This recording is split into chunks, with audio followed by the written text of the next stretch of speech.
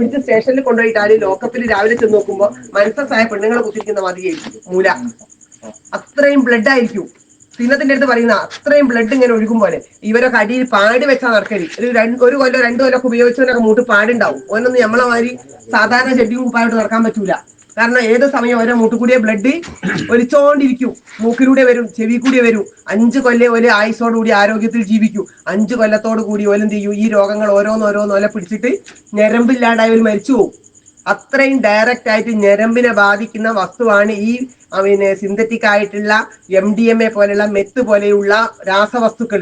ഈ രാസവസ്തുക്കൾ ഉപയോഗിച്ചാൽ ഇതുപോലെ അബദ്ധമാണ് പറ്റുന്നത്. ഇപ്പൊ നമ്മളെ സ്കൂള് ഇവരെ ഈ ഉൽപാദനം ഏറ്റവും കൂടുതൽ വിറ്റൊഴിവാക്കുന്ന സ്ഥലമാണ് പുതുപ്പാടി പഞ്ചായത്ത്. കാരണം എന്താ അറിയോ, ഇത് ബാംഗ്ലൂരിൽ നിന്നാണ് കൂടുതൽ വരുന്നത്. വന്നു കഴിഞ്ഞാൽ അടിവാരം ഇതിന്റെ ഹബ്ബാണ്. ബസ്സിൽ അവിടെ ഇറങ്ങി സാധനം കൊണ്ടുവന്ന് വിതരണം ചെയ്യുന്നു. Markaz knowledge city, Lisa college, Puthuppady higher secondary school, MGM school. നിങ്ങൾ വിചാരിക്കേണ്ട 13 വയസ്സ് മുതലുള്ള മക്കൾ ഇത് യൂസ് ചെയ്യുന്നുണ്ട്. എന്റെ ഹോസ്റ്റലിൽ കഴിഞ്ഞ 2-3 കൊല്ലം മുമ്പ് 2 പെൺകുട്ടികളെ കൊണ്ടുവന്ന് ഈ അഡ്മിഷൻ അല്ലാത്ത സമയത്ത് കൊണ്ടുവന്ന് ചേർത്തി. നല്ല തറവാട്ടിലുള്ള 2 നായന്മാരെ മക്കള്, 2 മക്കളെ അച്ഛന്മാര് വലിയ ഗവൺമെന്റ് ഗസറ്റഡ് ഓഫീസർ ഉദ്യോഗസ്ഥന്മാര്, 2 അമ്മമാര് ഹയർ സെക്കൻഡറി സ്കൂളിലെ ടീച്ചർമാര്.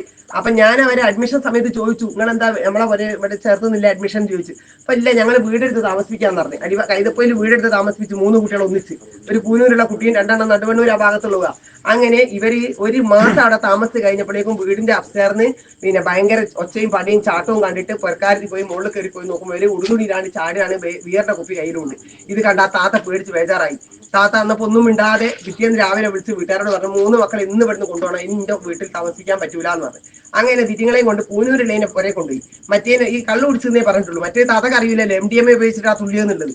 അങ്ങനെ പിറ്റേന്ന് 2 കൊണ്ടുവന്ന് നിന്റാടെ കൊണ്ടുവന്ന് ചേർത്തി. കോളേജിൽ നിന്ന് പ്രിൻസിപ്പാളിനോട് ചോദിച്ചാൽ പായസക്കൂടി എടുത്ത് ചേർത്തിക്കോളി, അവിടെ വെക്കേറ്റ് ചെയ്തെന്ന് പറഞ്ഞു. ഈ കാരണമൊന്നും പറഞ്ഞില്ല, കള്ളുടിച്ച കാര്യമൊന്നും. അങ്ങനെ ദിറ്റിങ്ങളെ രാത്രിക്ക് ഞാൻ നോക്കുമ്പോൾ ഒരു 10-11:30 മണിയായപ്പോൾ ഉറങ്ങാതെ 3-ാം നിലയുടെ മുകളിൽ ആ വാട്ടർ ടാങ്കിന്റെ അടുത്ത് കുത്തിരുന്ന് അവിടെ ഒരു ഫോണിന്റെ ലേറ്റ് ഇങ്ങനെ കാണുന്നു. ഞാൻ നോക്കുമ്പോൾ ഞാൻ കുറെ ലേറ്റ് ആയിട്ടാ കിടക്കുക. ജനലിൽ കൂടി നോക്കിയപ്പോൾ കണ്ടതാ.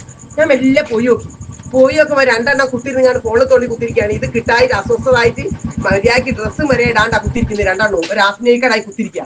2 ചോദിച്ചു എന്താ കാര്യം എവിടെ എന്ന് വെച്ചു. അപ്പൊ മാർച്ച് മാസം ഞങ്ങളെ പുരയിൽ വരുന്നത്.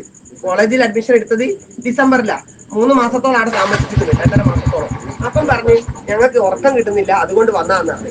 എന്നാലും ഫാന് സ്പീഡിൽ തൊടി, ജനലൊക്കെ തുറന്നിട്ട് മുകളിലെ നിലയിലേക്ക് ആരും താണിയും കേൾക്കുന്നില്ല, അവിടെ കടന്നുറങ്ങുന്നതാണ്. അങ്ങനെ ഞാൻ ഉറക്കാൻ പറഞ്ഞു. പിറ്റേന്ന് രാവിലെ നോക്കുമ്പോൾ വരാന്തേ കുത്തിയിട്ട് ഉറക്കം കിട്ടായി. സംഭവം ഇത് കിട്ടായിട്ടുള്ള താരാറാ. അപ്പൊ ഞാൻ ഈ കുട്ടികളെ പിടിച്ച് അന്വേഷിച്ച് കാര്യങ്ങൾ ചോദിച്ചപ്പോൾ ഇവർക്ക് ആ പൂനൂരുള്ള കുട്ടി ഒരു തരി ജ്യൂസിലിട്ടിട്ട് മർക്കസിന്റെ കോർണറിലുള്ള ആ ജ്യൂസ് കുട്ടി ഒന്ന് കൊടുത്ത് ഒരു ഗ്ലാസ്.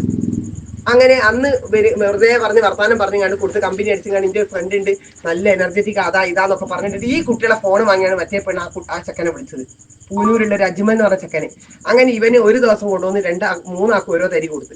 2-ാമത്തെ ദിവസവും ഫ്രീ ആയിട്ട് വന്ന് 4 മണിയാകുമ്പോൾ കൊണ്ട് കൊടുത്തു. കുട്ടികൾ ചോദിച്ച് വിറ്റിയത്. 3-ാം ദിവസം പറഞ്ഞ് പൈസ എന്നാലേ തരുമെന്ന് പറഞ്ഞു. 2000 രൂപ വീതം ഒരു ഡോസിന് വെച്ചിട്ട് വരി എല്ലാ ദിവസവും കൊടുത്തു. ഇവര് നല്ല പൈസ ഉള്ള മക്കളായതുകൊണ്ട് കുറെ ദിവസം വരെ കൈ പൈസ ഉണ്ടായിരുന്നു. പിന്നെ കാതിലത്തെ ബാക്കിലെ കമ്മലിന്റെ മൂടി വിറ്റ്, മാലന്റെ ലോക്കറ്റ് വിറ്റ്, കൈമല മോതിരം വിറ്റ്, ഇത്രയൊക്കെ തീർന്ന്.